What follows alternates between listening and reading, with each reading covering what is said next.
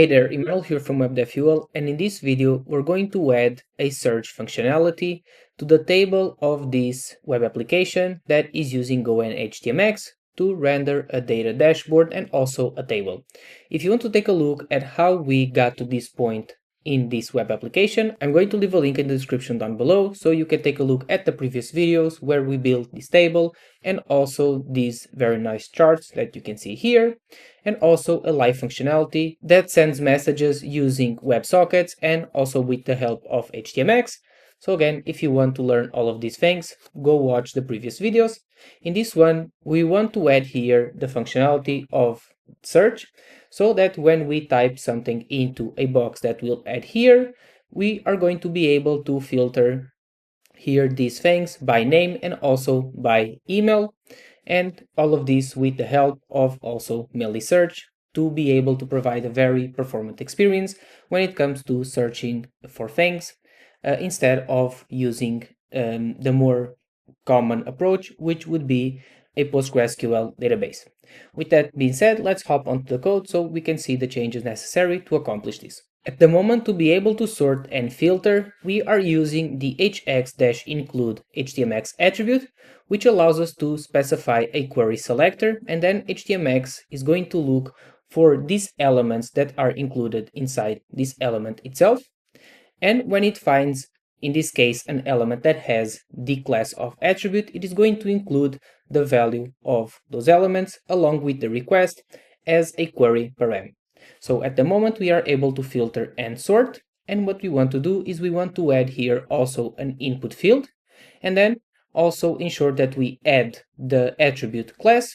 After that, it is going to be very simple for us to modify the JavaScript and ensure that each time that the input is refreshed or someone types something into it, we are going to have a brief period where nothing happens so that requests are not constantly being sent to the backend, and after that it is going to work just fine and the end user will be able to filter this entire table by typing something into the input. But before we continue, if you want to learn more about how to build web applications with HTMX, Go, and PostgreSQL, then go to webdevfuel.com/hgsb or click the link in the description down below. I went ahead and did the necessary changes to show the search box inside the UI.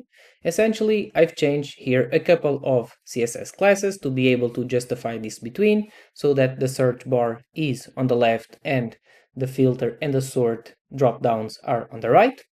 And here I've added this input field. We have this function that we'll take a look at in just a second, that we'll be using to be able to have different kinds of classes based on where we use this input. And then we have this placeholder that says search by name and email. And we also need to specify the name and the ID of this input. It is going to be query for both of these. And if we take a look at this function, it is going to render here a class. We need to ensure that this is turned into a string. And we'll use here the temple attributes to be able to return these temple attributes and then spread them inside our element. And as a result, it is going to include this class as a part of this input. And then we want to pass here an attribute, which is a boolean. And if it is true, it means that we are using this input as part of our table header. And if not, we want to also be able to use this input in other places in our web application. For example, at the moment, we also have here this new user page that also renders inputs, and we want to have the ability to also use it here and sort of reuse this logic to be able to accomplish this. We have here a bunch of different classes, Tailwind CSS classes that allows us to style this in a nice way. For all of these, we want to add here true. And the reason we do this is because here the temple.classes allows us to pass here a map where the keys are strings and then the values are booleans. What this means is that we pass here a string with a bunch of different classes, and if this thing here is true, it is going to include those classes, and if not, it is going to hide them. And if this is an attribute, again, the thing that is above the table, then we want to add the attribute class so that HTMX is able to include the value of this input along with the request. And then we also want to change here a bit the styles. And if not, we want to add here this width full. So with this being said, we now have here all of the things that we need visually to be able to render this.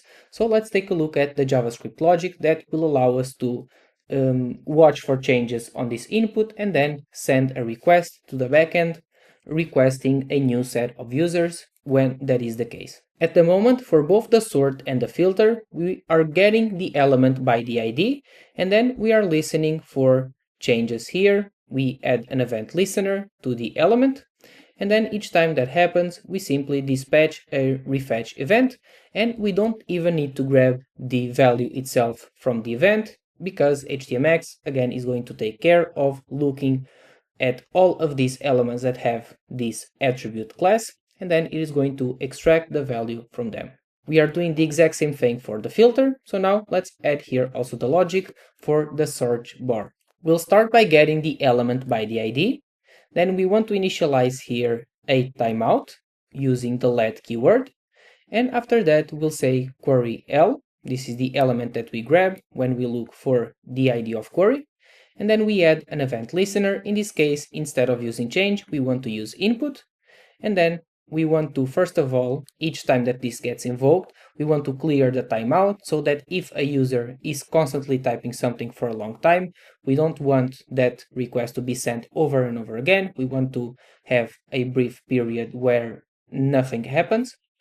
And then after that, we want to assign the timeout here to a new function, and we need to call here the set timeout. And this is going to take two different arguments. First of all, the function that we want to invoke, and then the time that it will take to invoke this function. Essentially, what will happen here is that we will wait for half a second before actually making this request, and if the user is constantly typing and half a second hasn't passed between those keystrokes, then the request is still not going to be made to the backend. And when it is, we simply again dispatch the refetch event. We don't need to even grab the value itself here from the function, call back here, and that's because HTMX has access to it via the attribute class. Now let's take a look at how this works currently. At the moment, we still haven't implemented the logic in the backend to allow us to actually filter this table, so you're going to see this being refetched, but the content is going to be exactly the same. So if I type here, for example, web.dev.fuel, it is going to refetch the table. As you can see, we saw a very quick spinner or loading spinner being shown here. And it is also going to send here a request to the backend. And if we take a look here at this, at the headers here, and we try to expand this, we have here not only the filter and the sort, which were already included here, but we now also have here the query. In this case, it is web.dev.fuel. So the next step is for us to be able to extract this inside the backend and pass it to Meilisearch to be able to filter. And that is going to be a very simple process, because Meilisearch is a very nice technology that allows us to do all these kinds of things, so filtering, sorting, and even passing a query in a very simple way. So let's hop back into the code and let's see how we can accomplish this. But before we continue, if you want to learn more about how to build web applications with HTMX, Go, and PostgreSQL, then go to webdevfuel.com/HGSB or click the link in the description down below. Inside the users table handler, and again, if you're not sure what's happening here, I encourage you to take a look at the previous videos where we went over how to implement all of these things. But here we are essentially grabbing the sort from the query params and assigning a default value, and grabbing the filter, also the page, and for the page we also want to assign a default value. So the thing that we want to do now here is we want to also extract the query from the exact same method. So we are going to do the exact same thing that we are doing here. Instead of using the page or the filter strings, we want to use the query. So to keep things simple, let's copy this. We'll rename this to query, and also here we need to change the string. And now if we take a look here at the search with context method, it takes a few arguments here. First of all, we have the context. We are already passing here that from the request context. Then we have here the request struct that we use to pass the sort, the filter, the page, and also the hits per page. Essentially the number of results that we want to get back. And the second argument, as you can see, is the query. At the moment, it is an empty string. That means that Melisearch is going to return all of the results. And also one cool thing about this is that this method by default is going to return an empty string, meaning that if there is nothing being typed into the box, or if a user types something and then deletes it, then Melisearch is going to look at this value, and since it is an empty string, we don't need to have any kind of logic to tell it to show all or filter by the query that is being passed, and that is something that makes things easy for us. So now what we want to do is change this thing with the query. Now let's save this, ensure that the HTTP server restarts, and now let's give this a try. So I'm going to also throttle here the request, let's say for example slow4g, and I'm going to clear this thing here. So now if I search, for example, for web dev fuel, as you can see, it searches for something and we get this thing here, which is the empty state that says no results.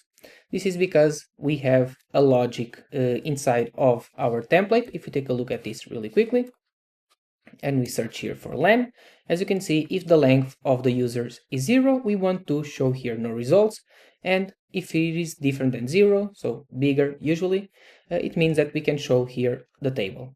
So if we search for web dev fuel, we get no results. If we delete this entire text, we see the table in the exact same state that it was previously in. And if we, for example, try to copy something here, so let's copy this part of the string, and we search, we are going to see this result here. And as you can see, it is filtering by that. So as you can see, it is very, very simple to implement a search functionality using this web application, this setup that we have currently here. There are, in fact, other ways of approaching this when it comes to HTMX. We could take a different route, for example, using more HTMX and relying a bit less on JavaScript. But since we have this setup at the moment, I think it is a very nice experience when it comes to development. And as you can see, it is something that takes less than 5 minutes to implement, and it creates a very nice user experience in the end, because we have here a lot of data and the user can filter that data in a very simple way. So with this being said, I hope this video was helpful to you, and I'll see you on the next one.